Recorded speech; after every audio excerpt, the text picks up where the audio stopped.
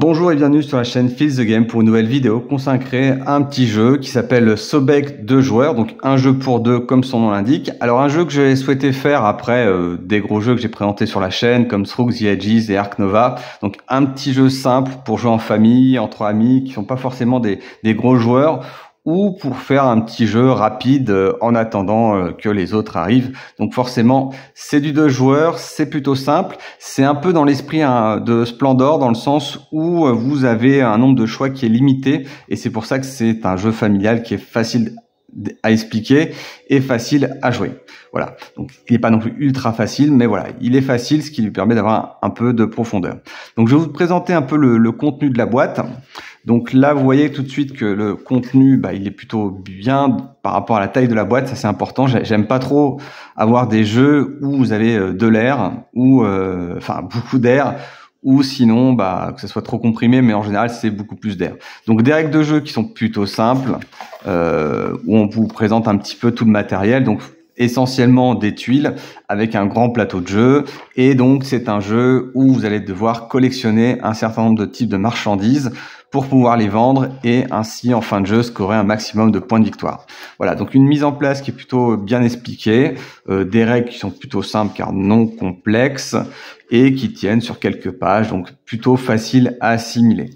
Voilà, donc je vous présente le matériel, donc ce petit sac énorme pour pas beaucoup de jetons, mais voilà, c'est plutôt qualitatif.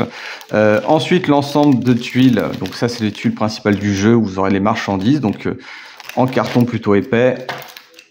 Ça, ce sont des tuiles de départ, comme dans la plupart des Eurogames, pour faire varier un petit peu le jeu, en sachant que vous les utiliserez pas tous.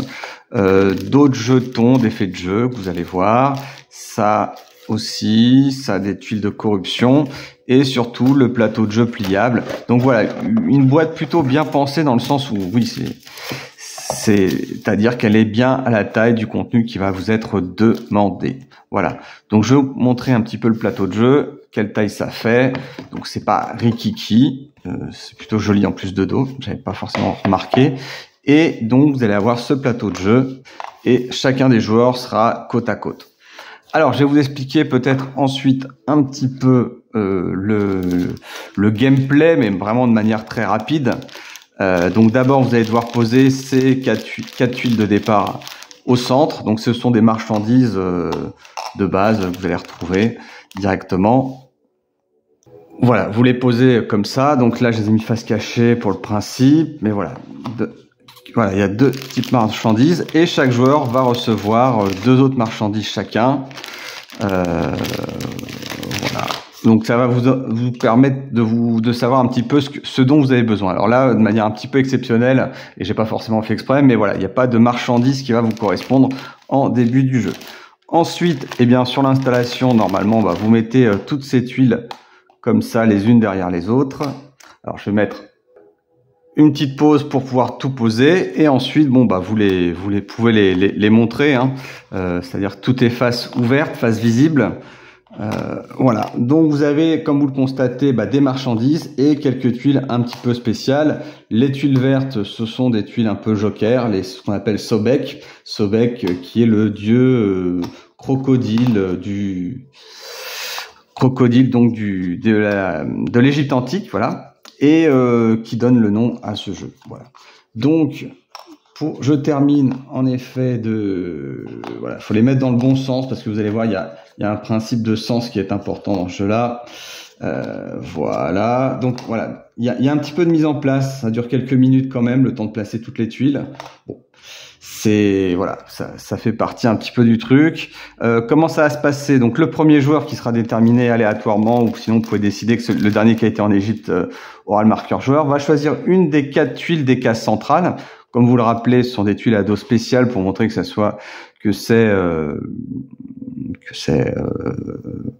des tuiles de départ, voilà, tout simplement. Et donc vous placez donc votre croix d'encre sur un des 4, donc en sachant que vous allez devoir garder le positionnement de la croix d'encre dans le même sens que ces jetons A. Si vous avez bien remarqué, vous voyez, il y a des sens. Ici c'est comme ça, ici c'est comme ça, comme ça, comme ça, comme ça. Ouais, vous avez tous les sens comme ça. Donc on va prendre celui-là au hasard. Donc le premier jeu, on va dire c'est à ma droite. Ensuite, le deuxième joueur, lui, va jouer et il va être contraint s'il veut récupérer une tuile marchandise, par exemple celle-ci ou celle-là qui correspondrait à celle-là, vu que je réexplique le jeu, enfin le jeu le but c'est de collectionner des marchandises et donc d'avoir des familles qui se regroupent. Hein. Donc vous me direz c'est un peu le jeu des 7 familles, mais pas tout à fait, c'est un jeu de collection.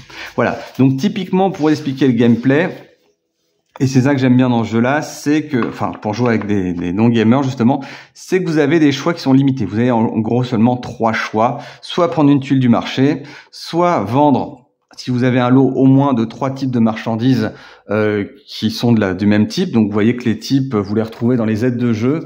Alors les aides de jeu qui sont plutôt bien faites, qui sont plutôt claires. Donc vous retrouvez vraiment toutes les types de tuiles et les explications sur les personnages et ce que vous allez pouvoir acquérir. Donc vous voyez aussi la quantité de chaque type de marchandise que vous avez. Donc c'est un peu intéressant. Et ensuite vous avez une piste de décompte qui vous servira pour savoir comment calculer vos points de victoire à la fin. Donc voilà, comme je le disais, pour vendre des marchandises, il faut avoir 3 marchandises de la même catégorie pour pouvoir les vendre. Donc ça coûte une action. Ou jouer un personnage. Donc voilà, celui-là je l'ai oublié, mais comme vous voyez, c'est tuiles avec comme ça, par exemple, comme ça. Quand vous les gagnez, à un moment vous pouvez les utiliser pour jouer ce personnage et évidemment vous allez avoir des explications sur cette petite aide de jeu sur quel effet ça fait dans le jeu. Donc c'est plutôt intéressant, ça crée de l'interactivité. Donc voilà, simplement 3 actions, donc c'est plus simple à expliquer, c'est plus simple à jouer. Et le petit twist du jeu, c'est que si par exemple je veux ce tuile-là, celle-là, ça va rentrer dans ma piste de corruption. Donc je reviens sur mon exemple parce que j'explique pas toujours très bien, mais pour choisir une tuile, vous devez automatiquement choisir une tuile qui se trouve dans le même axe que la croix d'encre. Donc j'ai le droit de prendre celle-là ou celle-là sans pénalité, mais si je veux prendre celle-là ou même celle-là ou même celle-là, eh bien j'aurai une petite pénalité, à savoir que si je prends celle-là, eh bien ça ira dans ma piste de corruption, donc c'est-à-dire dos caché sur cette grosse tuile qui servira en fin de partie à savoir si j'ai trop de corruption, j'aurai des malus en points de victoire, et si j'en ai très peu et que mon adversaire a beaucoup, je serai avantagé. Donc voilà, ne pas trop les cumuler, même si fatalement vous allez finir par en cumuler en cours de partie. Donc une fois que vous avez récupéré cette tuile là, je la remets, vous remettez la croix d'angle dans l'axe qui est proposé par la tuile. Et donc c'est ça qui peut être intéressant parfois, c'est de de orienter votre joueur en fonction des tuiles qu'il a pour le mettre dans des impasses de jeu, quoi. Donc par exemple voilà, lui il a joué, il s'est mis là, il récupère sa tuile. Le joueur second, qu'est-ce qu'il a donc il a par exemple récupéré, il cherche soit de l'ivoire, soit du blé, soit de la gélatine, du marbre, voilà plutôt.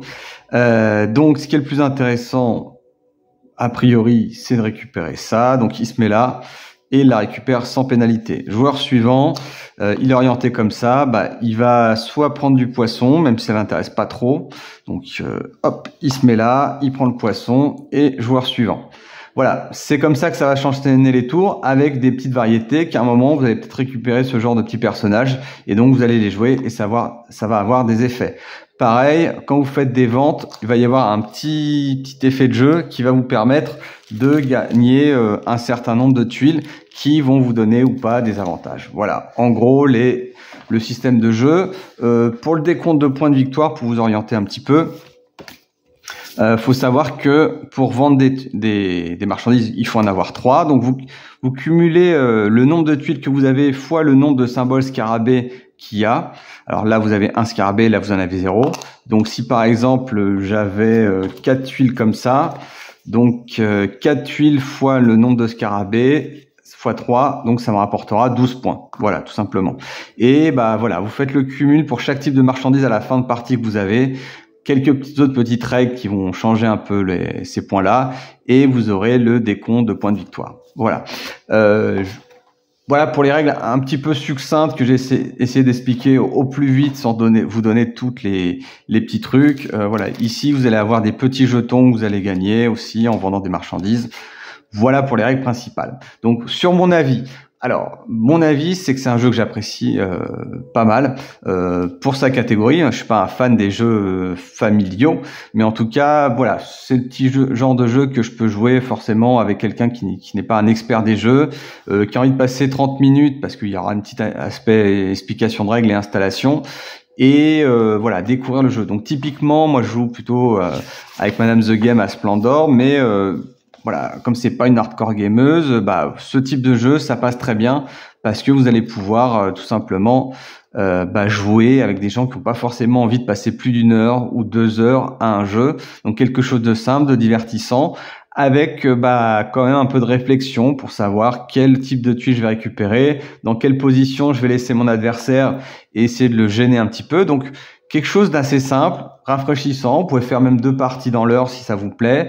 Et après vous allez remettre et faire autre chose. Voilà. Donc je souhaitais vous présenter ce jeu-là parce que je trouvais ça, je crois qu'il est vendu à 20 et quelques euros, donc c'est pas trop cher, le matériel est plutôt qualitatif, c'est plutôt joli aussi, c'est simple, ça passe, c'est 2 joueurs, c'est transportable. Donc voilà, c'était une petite présentation que je souhaitais vous faire dans cette jungle de petits jeux qui existent et on sait pas trop où donner de la tête. Donc vous avez ma petite recommandation pour Sobek.